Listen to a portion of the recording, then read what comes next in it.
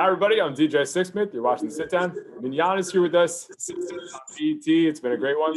Nice to meet you. How are you? Nice to meet you too. I'm good. Thanks for having me.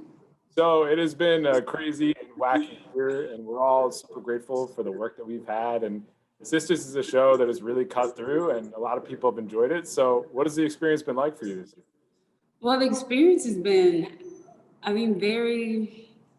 it's been very moving. It's been very, sorry about that. I got a whiny Bichon Frise who It's all good. hates being away from me, even if I'm in his line of sight. I just got a puppy, so my wife is giving her a walk right now. So I totally understand the game. You get it, right? Yep, You get it. absolutely. I have my friend here helping me, and even though she's right there talking to him, I gave him a bully stick. He still just wants to sabotage me, so it's fine. Yep, those fun So times. that's what 2020's been like. Yeah, for real.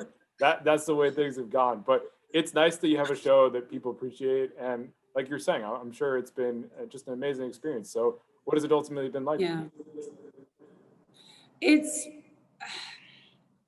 I don't know if I have the words yet. Like it's surreal on one hand. Like sometimes I forget I'm on a TV show because we're all stuck inside, and I'm not really doing a lot of the things you would do for it. We didn't obviously do a red carpet event this year for it, but then I turn on my TV and have cable, and I turn to BET, a channel I used to watch all the time as a kid, and then I see my face and it's like, oh yeah. So it's just this weird dichotomy of being surreal and so grounded at the same time.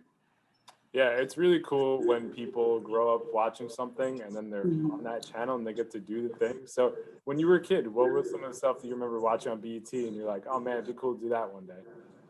Well, it was like mostly like, 106 in Park, Sita's World. She was so funny to me. She was this digital animated VJ, and just so sassy and hood and funny. But yeah, 106 in Park, but just videos. Like every time Aaliyah had a new video, you had to learn the dance as quickly as possible. Missy Elliott, like just watching tons of videos and all of their syndicates, like, I remember in the 2000s, there was BET Jams. I think they might still have it. Like just any BET channel with videos, I was just watching all day. And honestly, that's how I would find new music, because I wasn't a radio person. I mean, I didn't have a car, but. Yeah, now people are just going on Spotify and finding different playlists. But like watching a video on TV was how people learned about music. And like the video experience itself was just an awesome thing that like a whole generation doesn't even understand.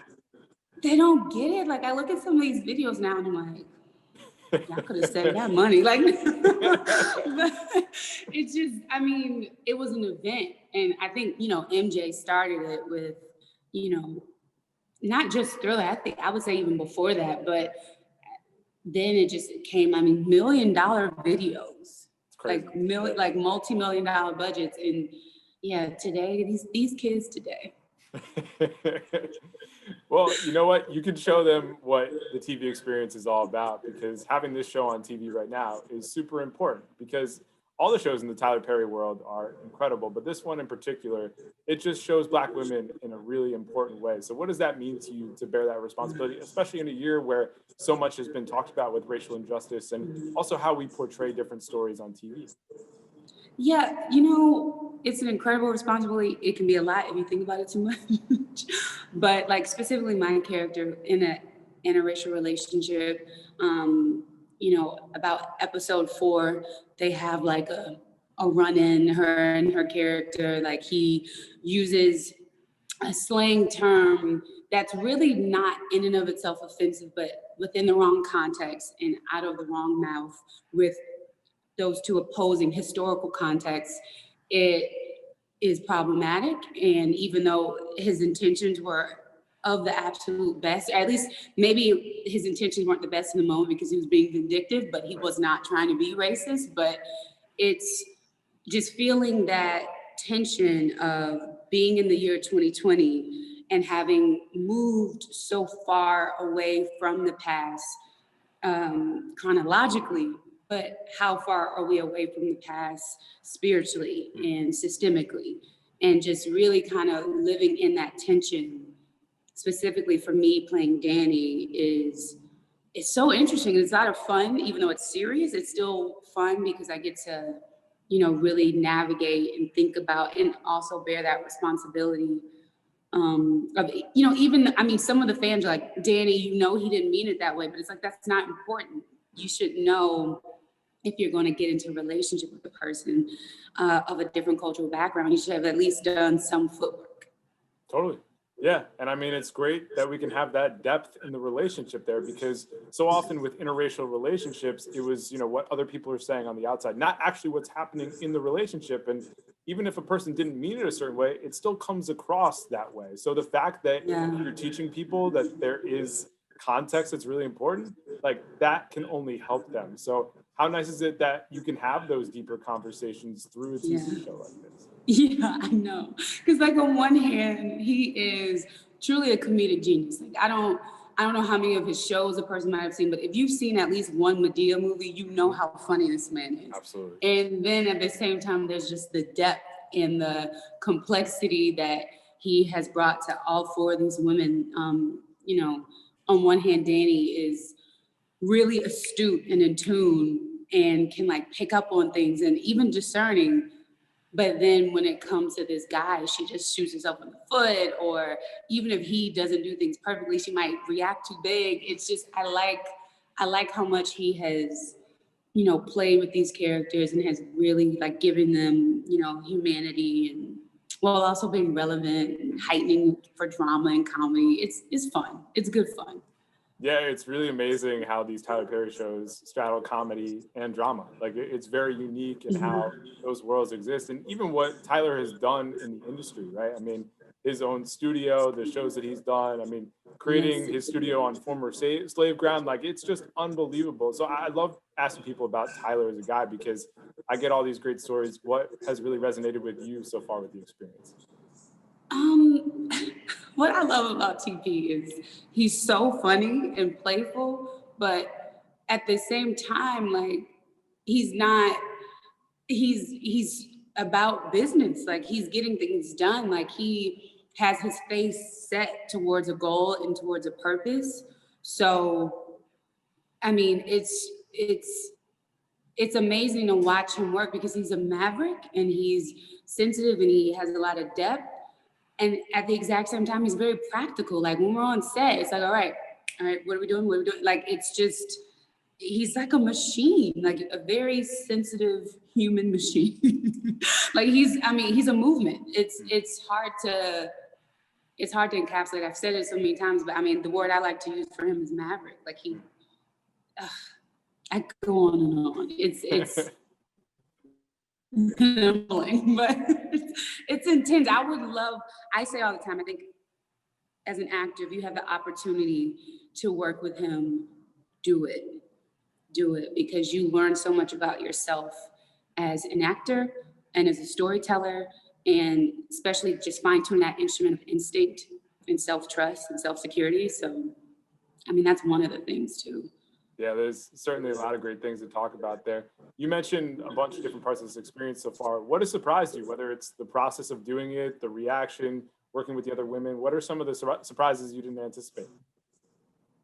I didn't anticipate us becoming as close as we have. I didn't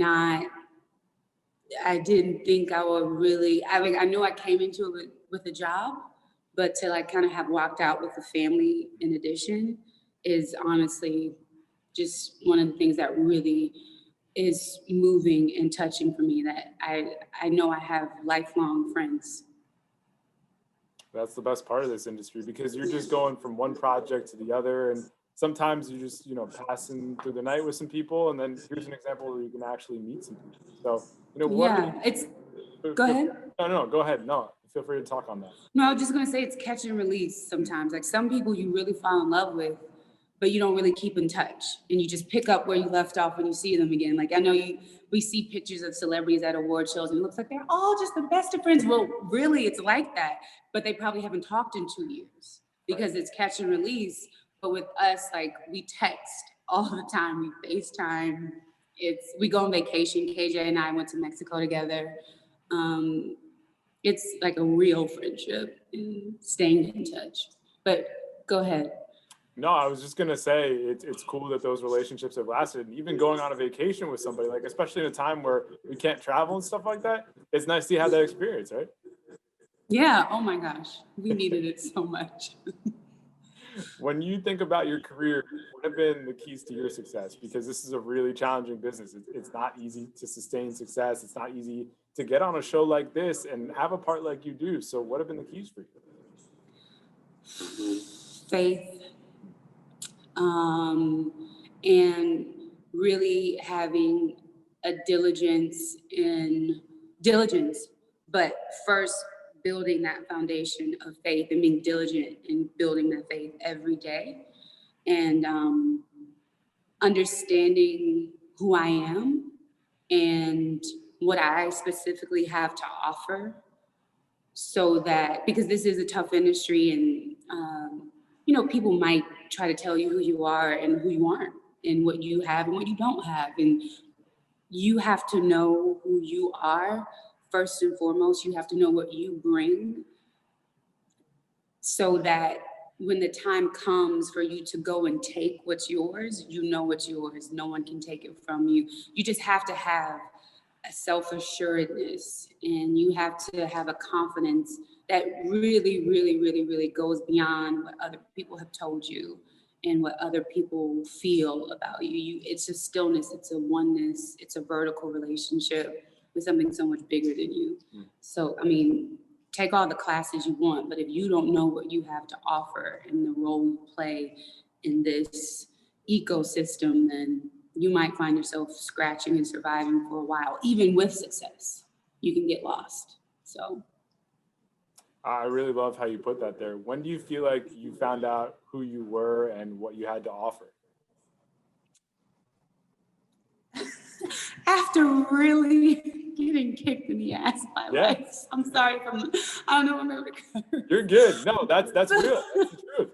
That's how it But goes. like life, once you get rock bottom, it's like, I'm still here. I'm still alive. I'm fine. Like once you like look down the barrel of, I don't know, maybe your dream's not coming true, and sleeping in your car, and couch surfing, and you break.